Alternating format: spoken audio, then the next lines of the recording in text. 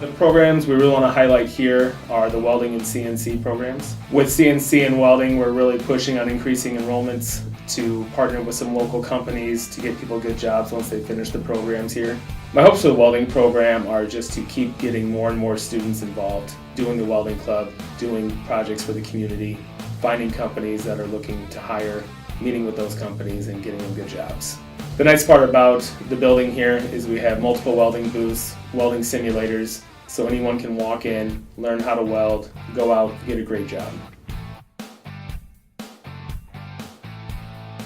For welding specifically, our biggest partner is Midstate. I know they hire quite a few of our students out of there. And for CNC, we partner with Pegasus here locally. They even offer internships during the summer for our students to complete their certificates or degree programs. I think the partnerships are key, just finding out what they expect from us, what they need from us, what we can offer our students, letting our students know, here's what you need if you want to work at Pegasus. Here's what you need if you want to work at Midstate. Here's what you need if you want to work at XYZ company. Just so they both kind of know what the expectations are going in, so there's less likelihood of failing at that position or not getting a job.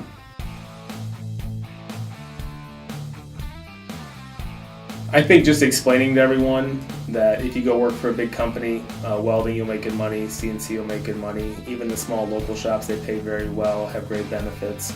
We try to get the students out to tour these facilities to see that it's not the old school dirty job.